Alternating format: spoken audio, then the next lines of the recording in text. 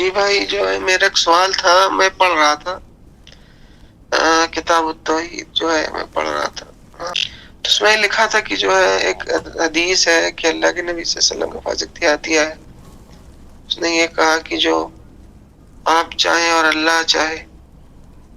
پھر ایک اور حدیث ہے تو اللہ کے رسول صلی اللہ علیہ وسلم نے کہا نہیں صرف اللہ چاہے۔ تو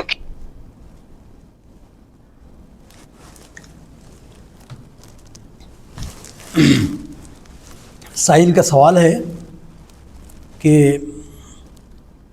اللہ اور اس کا رسول چاہا تو کہہ سکتے ہیں یا نہیں، جیسا کہ ہم لوگ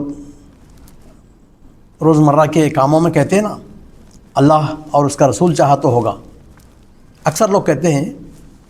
تو سائل کا سوال اس کے متعلق ہے، ان کو بات سمجھ میں نہیں آئی ہے۔ نبی کریم صلی اللہ علیہ وسلم کی ایک حدیث ہے کہ ان عبداللہ بن عباس رضی اللہ عنہ ان رجلا جاء الى النبی صلی اللہ علیہ وسلم فقال ما شاء اللہ وشئت، فقال النبی صلی اللہ علیہ وسلم اجعلتنی للہ ندا قل ما شاء اللہ وحدہ۔ عبداللہ بن عباس رضی اللہ تعالیٰ عنہ روایت کرتے ہیں کہ ایک شخص، ایک صحابی نبی کریم صلی اللہ علیہ وسلم کے پاس آئے اور کہا اللہ اور اس کا رسول چاہا تو۔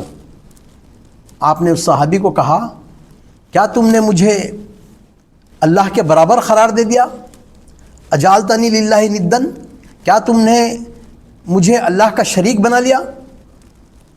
منع کیا نبی کریم صلی اللہ علیہ وسلم نے اور کہا کہ قل ما شاء اللہ وحدہ، کہو کہ صرف اللہ چاہا تو اللہ اس کا رسول چاہا تو کہنا صحیح نہیں ہے، نبی کریم صلی اللہ علیہ وسلم منع کیے ہیں۔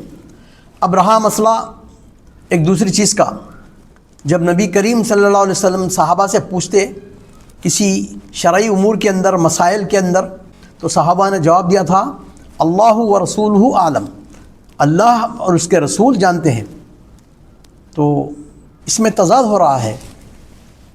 صحیح بات یہ ہے کہ شرعی امور کے اندر، شرعی مسائل کے اندر اگر ہم کہتے ہیں کہ اللہ اور اس کے رسول جانتے ہیں تو یہ صحیح ہے، صحابہ نے اسی مفہوم میں کہا تھا۔ لیکن کسی غیب کے امور میں، جیسا کہ پانی، بارش کب پڑنے والی ہے، ماں کے پیٹ میں بچہ ہے یا بچی ہے، اس قسم کے غیبی امور کے اندر اللہ چاہا تو، صرف اللہ چاہا تو کہنا صحیح ہے، اللہ اور اس کا رسول چاہا تو کہنا غلط ہے۔ اور صحابہ رضی اللہ تعالیٰ عنہ جب کہتے تھے وہ اللہ اور اس کا رسول جانتے ہیں، تو نبی کریم صلی اللہ علیہ وسلم جب زندہ تھے، آپ کے سامنے ہر وہ چیز کی شریعت آپ کے اوپر، قرآن مجید وہی آپ پر نازل ہوتی تھی تو آپ بتاتے تھے۔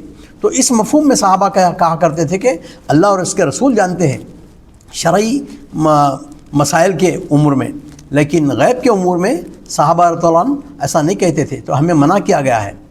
ھذا واللہ اعلم۔